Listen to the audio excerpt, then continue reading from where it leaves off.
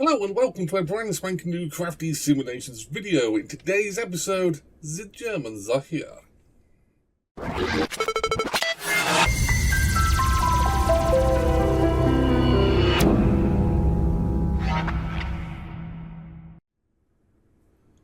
Hello and welcome back to the channel. Now, yeah, I know, this ain't no Cessna. This ain't no Piper. This, ladies and gentlemen, is Captain Sim's Heinkel 111 twin-engined World War II medium-range bombing aircraft. And yeah, I'm as shocked as you lot are, to be honest with you. I didn't even know this thing was in production. Now, in flight simulator terms, this aircraft is ridiculously rare. I mean, as I know, combat flight simulators will have a Heinkel 111 somewhere down the line. But for us here in, let's just say, civilian flight simulator market, I don't believe there's been too many renditions of this aircraft for us to fly. In fact, I'm thinking back now, I think in FSX stroke P3D there was Batavia, I think, released their version of the Heinkel 111. So I think it was an old Alpha Sim aircraft. Now, that's going back quite a few years, but here in Microsoft Flight Simulator 2020, obviously this is the only Heinkel 111. And yeah, it's a bit of a shocker. I didn't expect this thing to be released, if I'm honest. I didn't even know this thing was in production. I was just skimming through and I saw it and I thought, well, okay, that's different. Yes, I know Captain Sim, well, they have been on a little bit of a checkered history with their C-130. When that first came out, it didn't have virtual cockpit. You know, it was missing some very key ingredients of that aircraft, of that package. So I was hoping that this aircraft would be, at the very least, ignoring its original owners, and I mean the Germans from the war, but ignoring them, I was hoping for something rather special, and I'm happy to report it actually is something rather special. And it's a beautiful looking aircraft, and Captain Sim have really done their work. They've also dropped the ball in a few areas, but I'll go on to that in a minute. But it is a stunningly beautiful aircraft. Ignoring the flight simulator pilot, I don't know whether we can change that, but it is just, look at it. They have really gone to town on the exterior of this aircraft.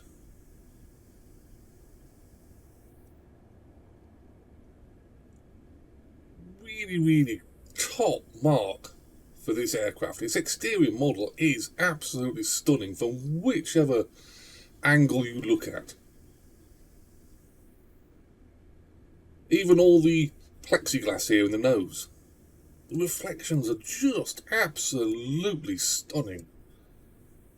An old battered repaint, oil staining from the engines. Again, it adds to character. And this is what this aircraft needed to be. It could not be a factory fresh Heinkel 111. It just couldn't be that. It had to be a proper, realistic, war battered aircraft. And it makes it so beautiful to look at. Obviously, the keen of eye will have noticed there are a few things missing. One, weapons. So I like to call this the Asobo version of this aircraft, so it doesn't have any guns. But I can bring them back with one click, and I'll go on to that in a minute when we go inside the cockpit. And fortunately, I can't really class this as an unfortunate or a negative, we are missing one marking. We have the German cross, obviously. This Heinkel is G1EH, which is accurate, but we don't have the marking on the tail, and I won't name that, and that's the last time I'll ever mention it. So again, that's that. I expect that. It's obviously a subject that we don't really want to go on about too much, and obviously is quite a key subject for German aircraft of World War II vintage. I know there are some repaints coming out for this aircraft, and I haven't had a chance to look at them, if I'm perfectly honest. Not in detail, anyway. So I don't know if they've put a special marking on there to try and replicate the missing marking. Obviously, I won't go on to too much of the German side of the who owned this aircraft originally. So it's just fabulous to look at. Whichever way you look at it, it's lovely.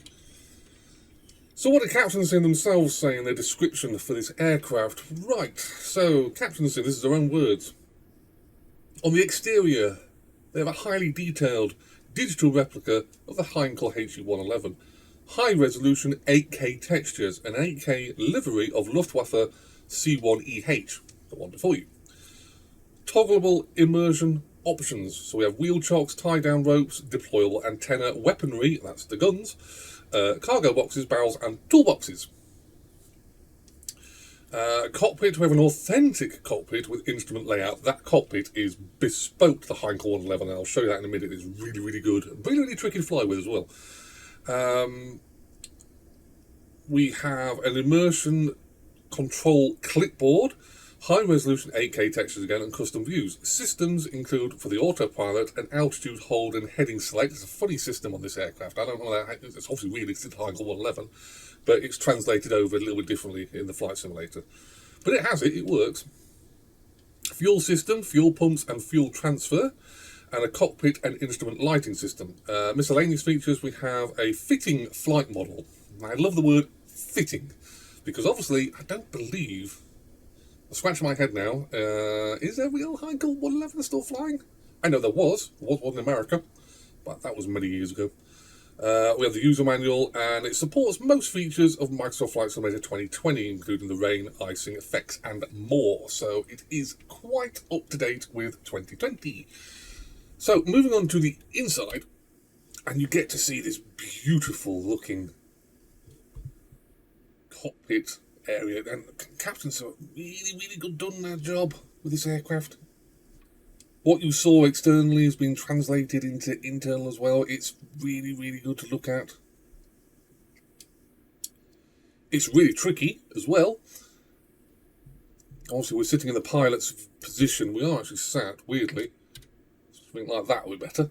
But as you can see, this instrument panel here is kind of in your way because, you know, looking straight forward down the runway, you're not going to see a great deal. So it is quite difficult in certain aspects, but then again, in other aspects, you do have a lot of plexiglass. So you can see, you know, good left and right, a bit above, and weirdly a bit below as well. So it is, oh yeah, definitely below. So yeah, you do feel rather exposed. Definitely feel a bit exposed. It is German instrumentation from World War II, so the Germans do things a little bit differently. Bless them.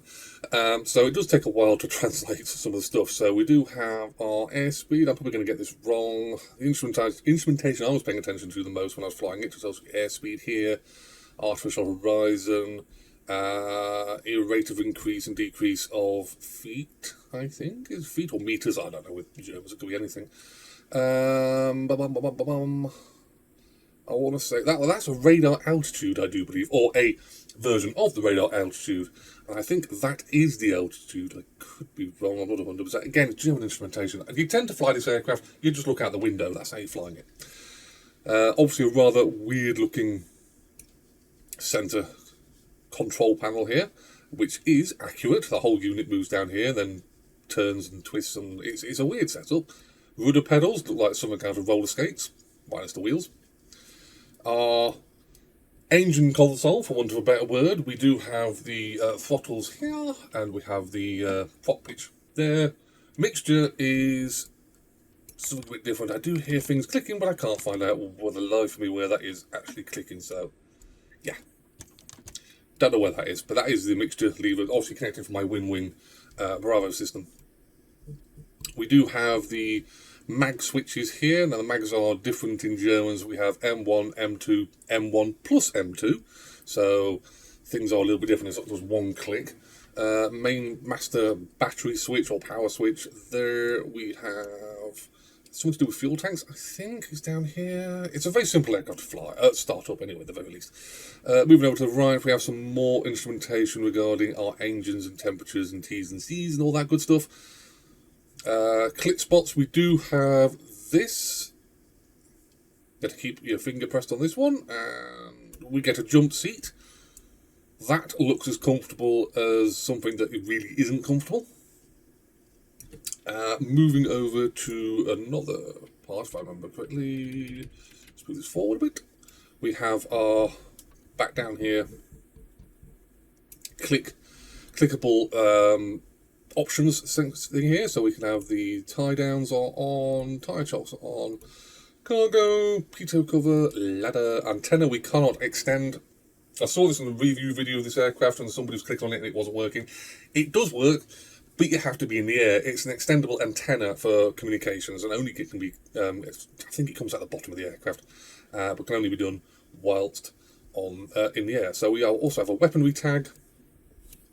So we swing that back round, go outside, and there we have our aircraft looking a little bit more correct.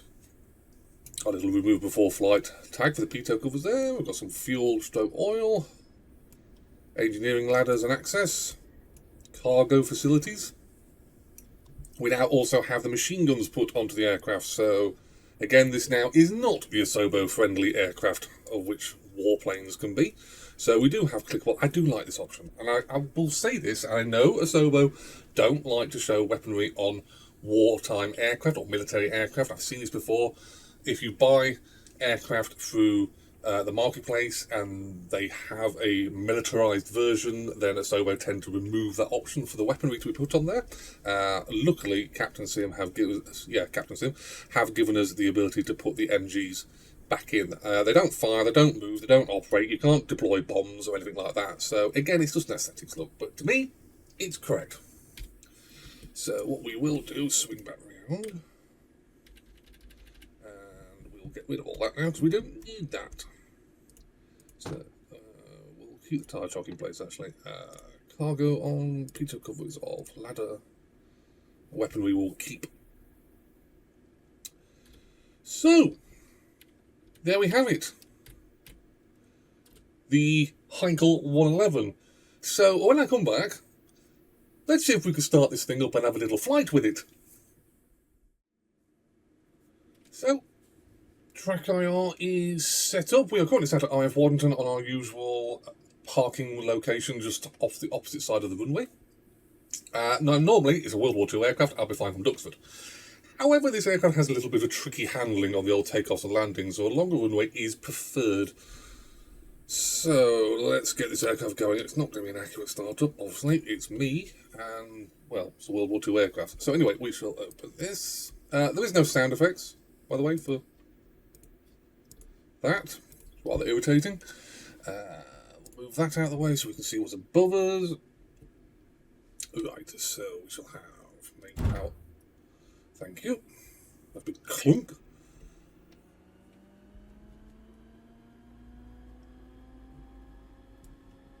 Then fall forward. Let's put that down. That far forward. Main switches are on. Check.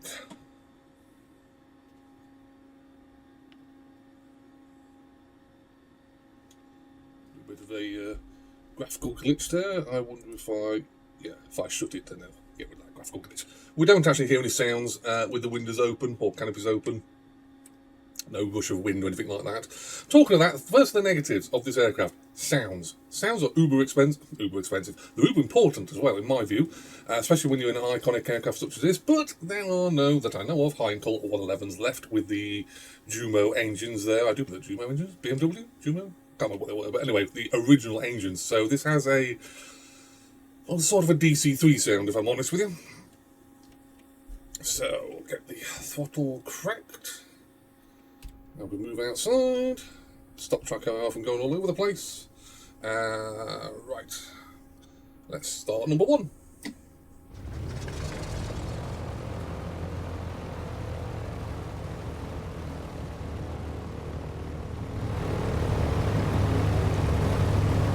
Have we got good sounds on this aircraft?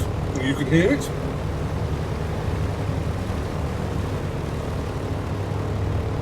Has some good heat coming off the engine there as well.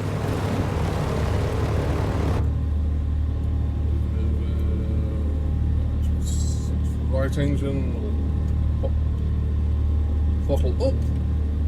We'll start this one from the inside, so looking over the right engine.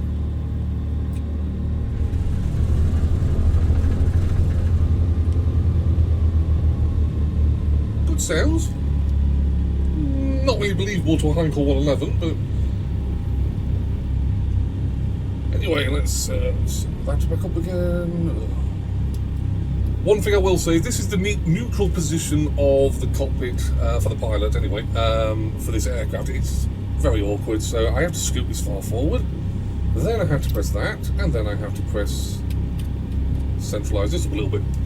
Now there is a flightsim.to file, I think, that changes the default positioning of the view. I don't know whether this is something that's going to be updated in a new patch, but yeah. Well, it flaps down, which I cannot see.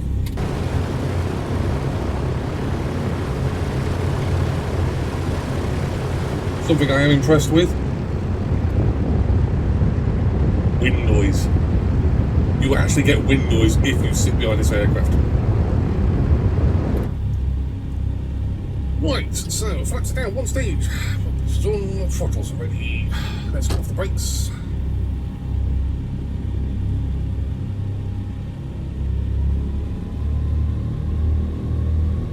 Taxi out to the runway. Quite an easy airplane to taxi. Like I say, good views. Now, one of the things I did notice, and I've had a bit of a problem with, and it could be me, I'll be honest, it could be me. I use a Whirlpool set of rudder pedals, and they're fantastic, absolutely awesome. I truly recommend anyone gets rudder pedals. They really do make it a lot more realistic.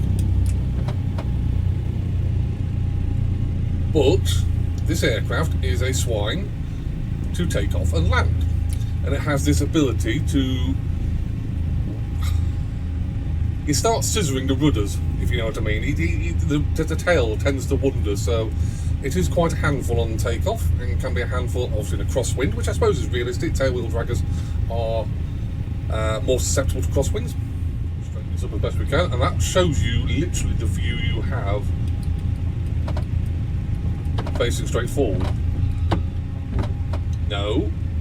Again, that is another problem of this aircraft. I don't know whether the brake system, whether it's a little bit overzealous, shall we say, but yes, if you do just tap the brakes, that wasn't even holding the brakes, that was tapping the brakes. If you still have a bit of thrust from your engines and a bit of forward motion, it will lift the tail, and I've done that numerous times. Very annoying. So anyway, like I said, the view of this aircraft, the front view, is a little bit restrictive, shall we say. Now, you was, even on the real aircraft, able to fold this central part of the instrumentation here around with this mechanism here, but I haven't found any way of doing that in this aircraft. There doesn't seem to be a click spot for that, so a bit annoying, but we do have Trackir, can work that out ourselves. So anyway, here we are, sat at the end of the runway at RF1 in a Heinkel HE111 bomber by Captain Sim. Let's see if we can get this aircraft off the ground.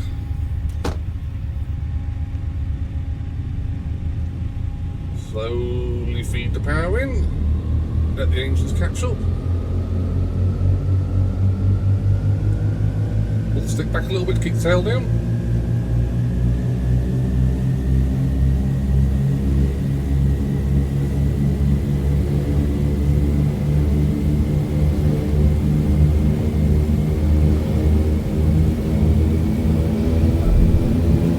Tail's coming up.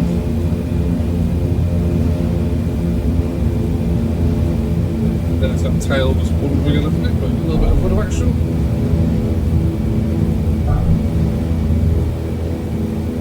For me, not a bad takeoff in this aircraft. Tap the brakes, gear comes up.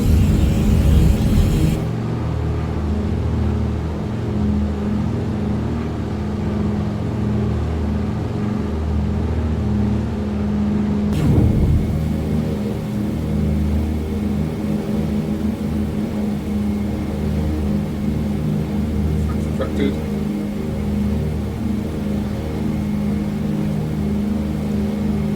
As you can hear, it's definitely not a Heinkel 111 sound, but it does kind of lend itself to a DC-3 sound. But it's realistic sort of noises. I was reading up on some reviews what other people have thought about this aircraft, and generally it does get a good pass for user reviews. Obviously the main issues are the sounds.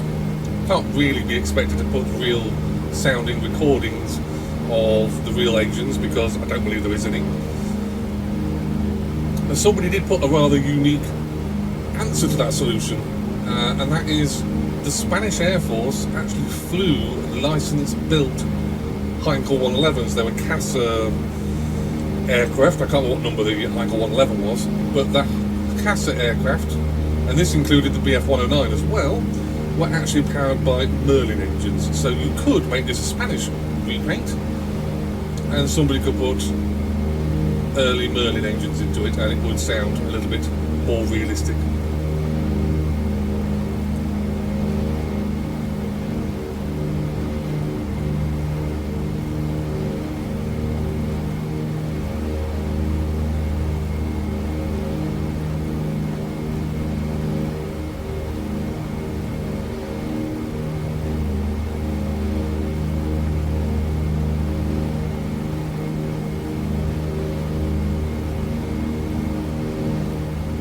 Unique aircraft. I think we can safely say, like I said, there is no other version of this on the flight simulator, and in flight simulator history there's only really been, that I know of, in the payware market, only one other Heinkel HE111.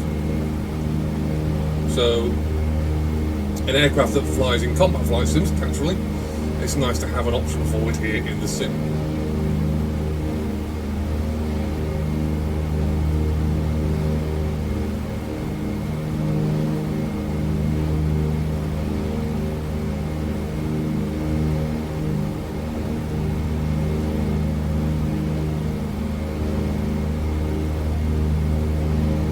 Engage the autopilot, so autopilot hold, altitude hold,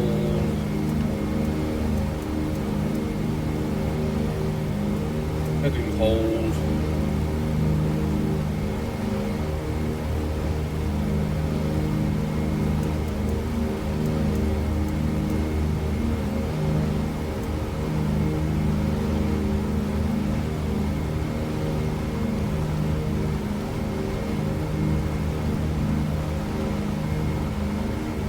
the autopilot. It was working quite happily on the first time I was flying this. It's a bit of a different system.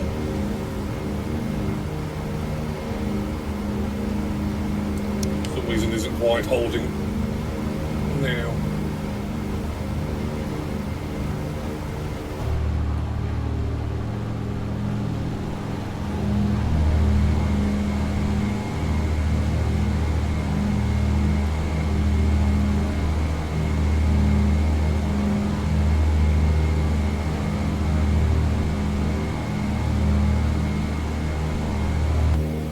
Like I say, unique, beautiful in its own way. The Heinkel 111 was, in reality, obviously a medium World War II bomber for Germany. It was actually designed as a get-around for the restrictions that were put on Germany from World War I. They couldn't have an offensive air force.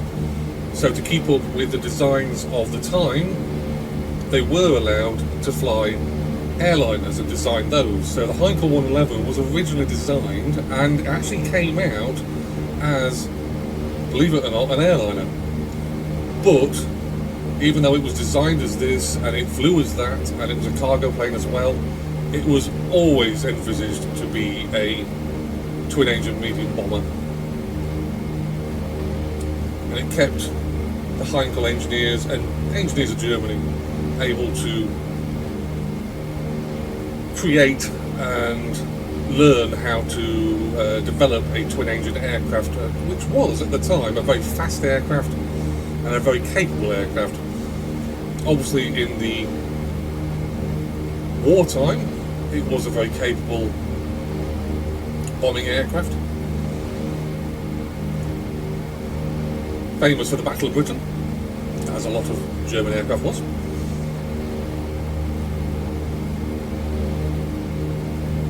Didn't survive too well when put up against the likes of Spitfires and Hurricanes, but capable of flying at low to medium levels and unfortunately doing its day and night job.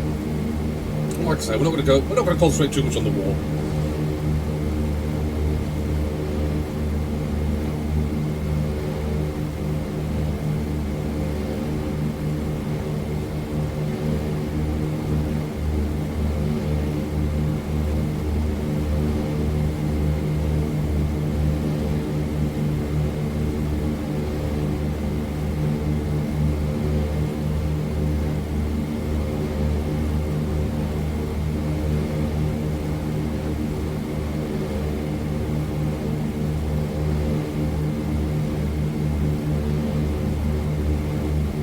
But for all of Captain Sim's issues, I mean, I was there when Captain Sim released, like I said, their C-130, and it had a few missing, very important aspects of that aircraft.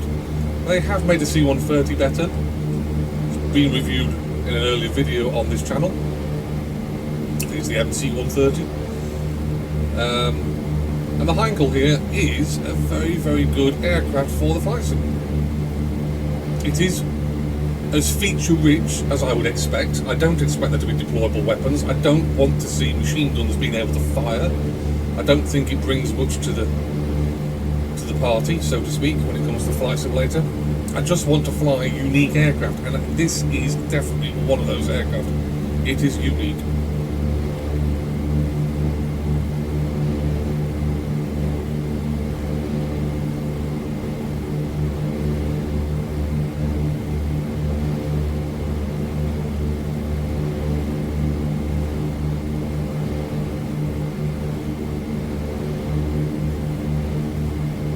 Sort of just start to think how vulnerable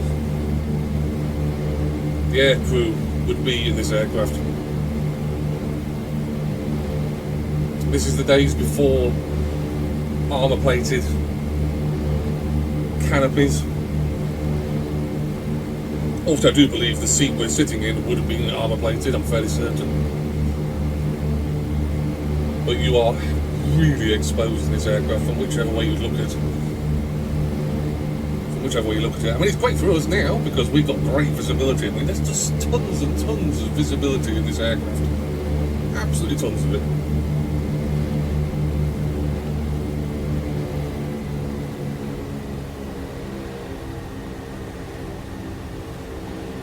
Sails in for landing, so runway's at 1 o'clock.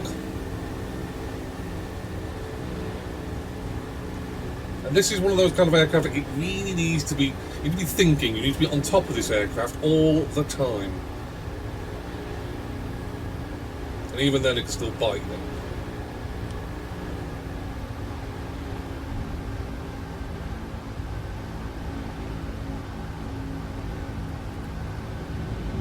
Flaps down one stage.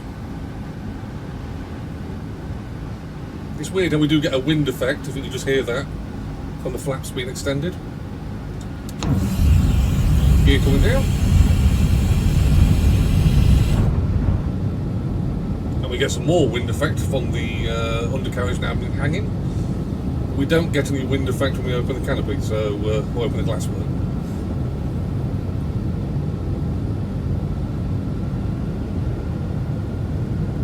When I said takeoffs can be a bit hair-raising, landings can be even worse in this aircraft, especially with the brakes. Here they are.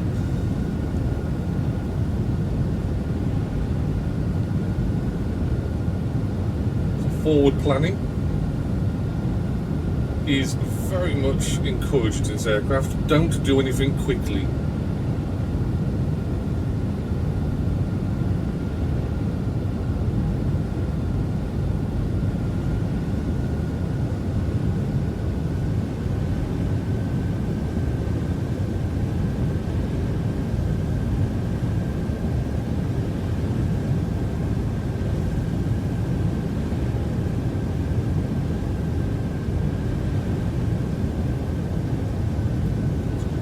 Stage.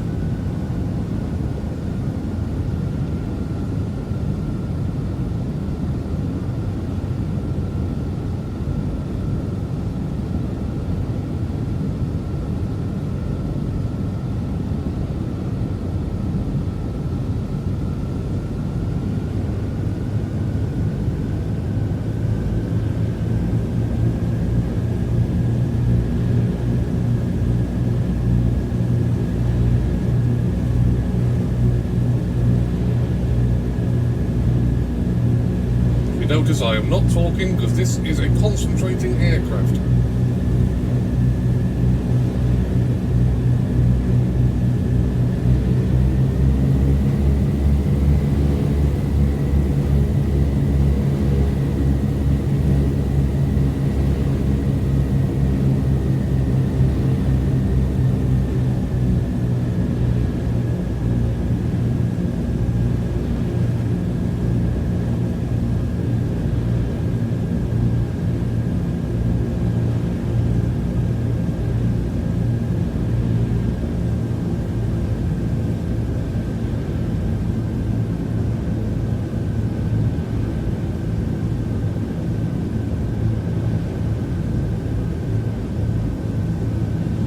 Final checks, gear down and locked.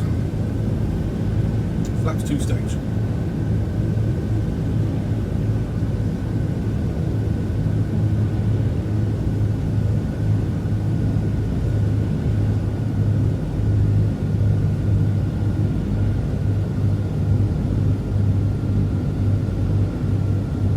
Threshold.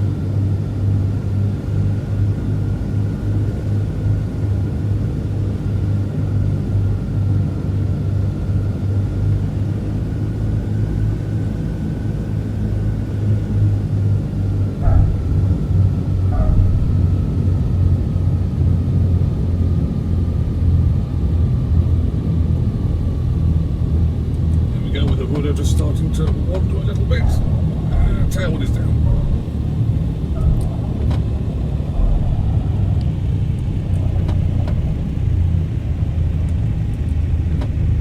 Not a bad landing for me, not a bad landing. It has been a lot worse. Remember, do not stamp on brakes unless you want to get a really good view of the runway. That clicking sound is the brakes engaging and disengaging. So even at this low position of the throttle and speed, you can still ground loop this aircraft and flick the tail up. So, right. Flaps coming up.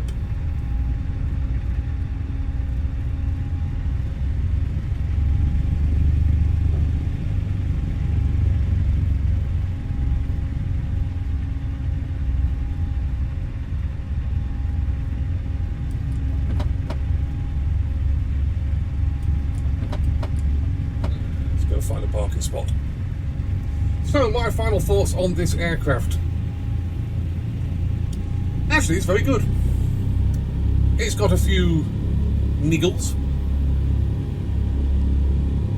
It has been reported that there may be a fuel flow issue with this aircraft. It may drink fuel twice the rate that it's supposed to. Someone did notice in an aircraft config file that the fuel rate, burn rate, was set to 2 times instead of 1 times. So you really do have to keep an eye on those fuel tanks up there. This person did notice that after, I think it was a 45-minute flight on full fuel, the aircraft was out of fuel, its engine starved. So I don't know, again, from my personal tastes, I haven't flown the aircraft that long. I don't know if that's an accurate effect. I have not looked into the config file. I don't tend to tweak that too much.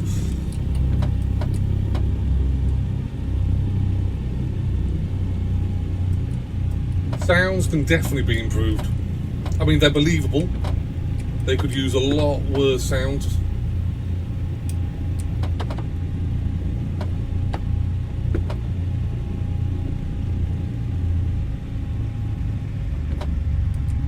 But looks wise, this aircraft is just absolutely gorgeous.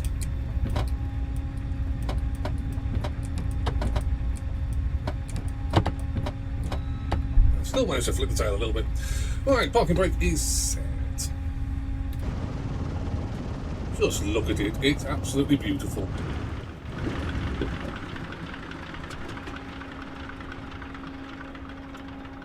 Slightly weird shutdown effects, but it is a beautiful looking aircraft. So I would say, like I say, it gets a pass. Stop Trackir from going nuts. It gets a pass for me. It is a very unique looking aircraft, and I think it's something that can fit into the flight simulator market. We are always in the market for World War II aircraft, and I think we are lacking a little bit in the old twin-engined warbird department. So Captain Sim, you've done a fantastic job. Downside of this aircraft, like I said, sound. Handling might be my end, it might be the aircraft's end. You know, the rudder is a little bit twitchy, it can cause a few issues. Brakes seem to be extremely sensitive. I don't believe there's a way of tweaking in the sim anyway, the brake effects, but maybe that's in a config file. Another downside of this aircraft is there is only one repaint. G1EH here is the only version you will get. However, if you go on to flightsim.to and have a look for Yankees, A famous flight simulator repaint creator. He has created quite a few repaints now, very accurate repaints of Heinkel 111s, ranging from Battle of Britain green here to desert pink or orange or whatever it is the Germans would have called it, the tropical colours. So if you do want to have another repaint available, they are on flightsim.to. Like I said, not available on this video at the moment. So yes, hopefully Captain Sim will give us some updates to this aircraft. Maybe they'll tweak some of the stuff, make it a little more easier. I don't know, but they said it is a realistic flight model. So if you have any questions or comments about this aircraft, please bang them below. I'm more than happy to talk about the Heinkel 111, and I will see you guys and girls in a future Microsoft Flight Simulator video very, very soon.